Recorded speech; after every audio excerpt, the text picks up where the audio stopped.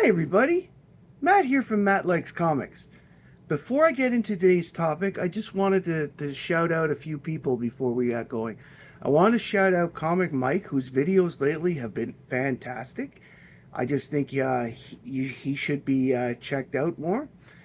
And I want to mention two channels that, in my opinion, are vastly undersubscribed. Up and Atom Comics and Stevie D. Comics with Stevie D. Both of them are great channels. Both of them are great people. And if you haven't given them a look, go and check them out. And check out Comic Mike as well. All three of them are relatively new to the game and all deserve to be looked at, and give them likes and subscribe to them because they're doing wonderful jobs. Adam, for example, did this. Stevie D did this, and Comic Mike has sent me some books, but those aren't why I'm endorsing them. I just think that they're really good channels and people should be checking them out. I will leave links to the three channels in the description below. Okay? Now, today, most people out there are familiar with a team called the Justice Society of America.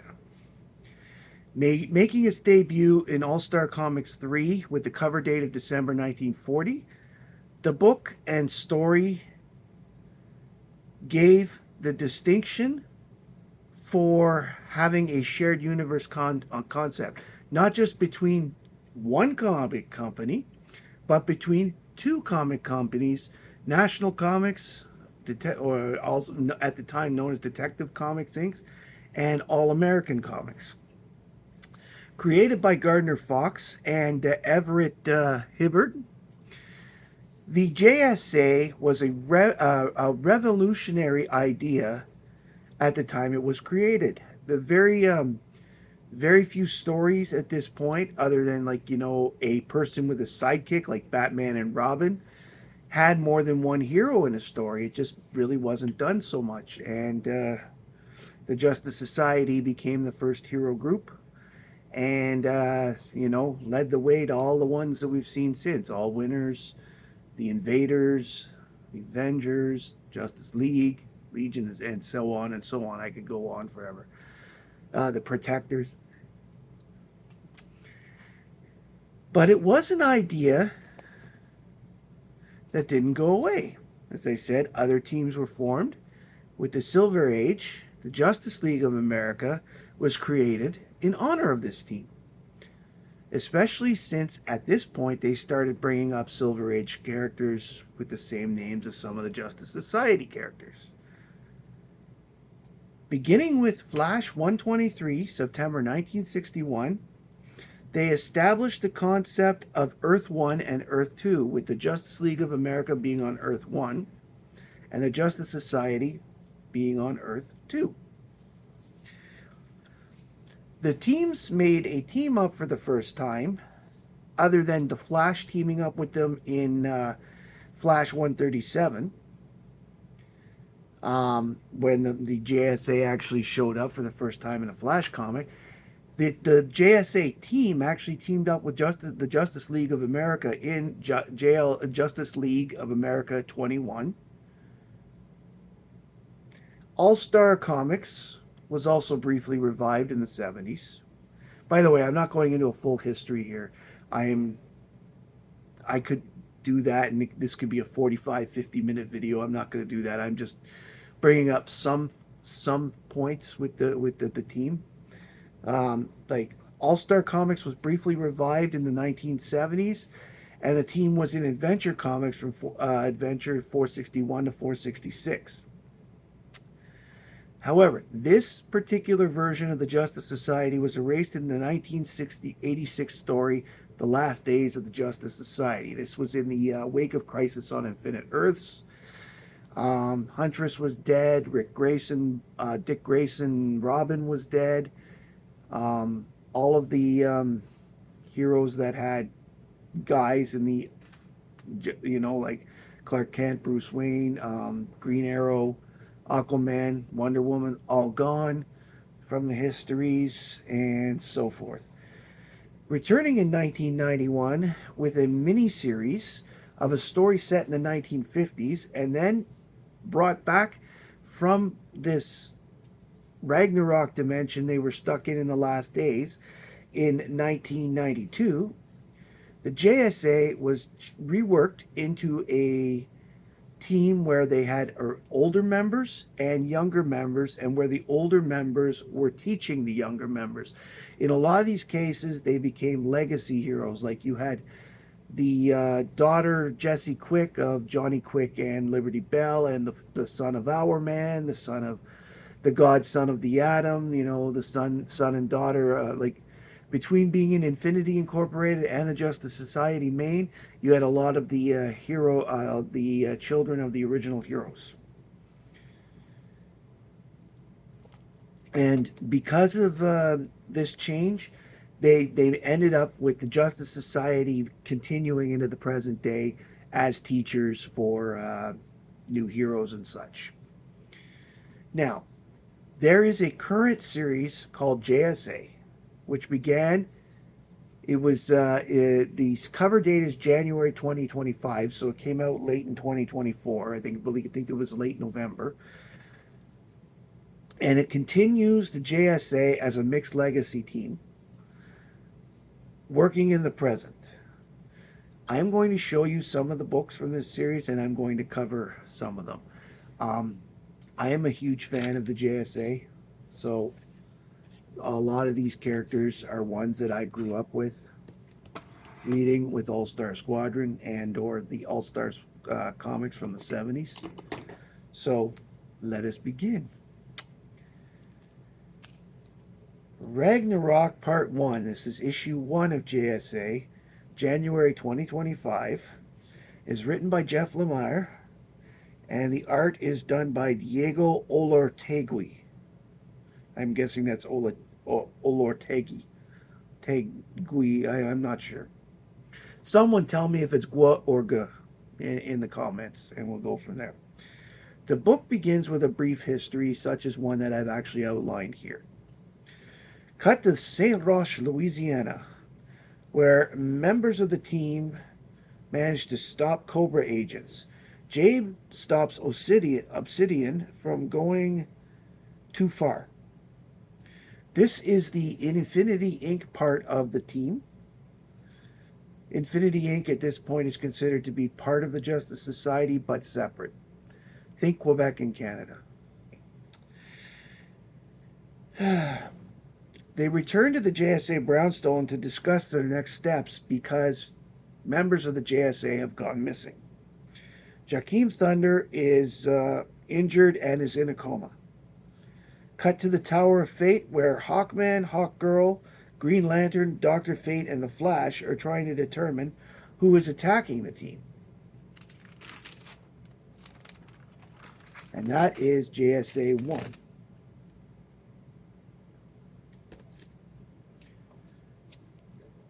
JSA 2, which is called Ragnarok Part 2.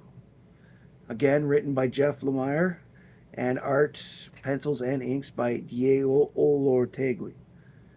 Book starts 1 week ago. 3 members of the Justice Society, Jade, Sandy, and Dr. Midnight, arrive at a place and a structure in this place where people are frozen in time. Once they realize that it's magic, the effect ends on the people, and the time bubble, whatever, is gone, and they continue with regular life. They hear from Green Lantern that Ted Knight's observatory was attacked by Cobra as well. At that moment, Green Lantern and the heroes with him are attacked by the Injustice Society. Back to the Tower of Fate, where things look different than usual. Now it's back to the present. At Fate's Tower, the heroes are under siege again. And while this siege goes on, the Injustice Society shows up. What I find disappointing is this Injustice Society doesn't include the Shade. But the Shade is currently in the regular Flash books, the Wally West version, and he is sort of a villain and sort of good now. Ever since they changed him on the Stargirl show, the Shade has been more of an anti-hero on in DC Comics. So we'll go from there. Issue 3, Ragnarok Part 3. Again, Jeff Lemire, art by Diego Orlategui. The book begins with Hakim captured and with Hawk. Sorry, the book begins with Hawkman captured, and I still can't read my writing. Years and years.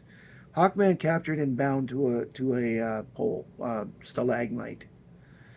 Demons are fighting over him. The demons are Abnegazar, Gast, and Rast. Where longtime fans of the Justice League of America will know who I'm talking about. This is the Demons 3, the ones with the bell and the wheel and the other thing. Back in Justice League early issues, who've barely been seen since, but the Demons 3 are pretty cool. Cut to Sandy and Jade having a discussion where Sandy lifts Jade's spirits. Dr. Midnight is checking on Jakeem when Obsidian reveals himself as a traitor and captures Dr. Midnight. Hawkman discovers that Wotan is involved, and Hawkman also discovers that he is on the edge of hell. Now, this is a current series, and I'm going to show you some more covers, but I'm not going to get into details of the books like this because I want everybody to read these. I'm a big Justice Society fan, and I will push to have people read Justice Society books as much as possible. This is number 4. It's a real cool Beth Chapel Dr. Midnight cover.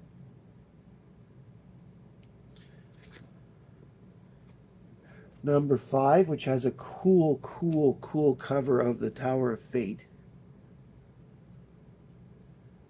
Wildcat and a couple of other members in there.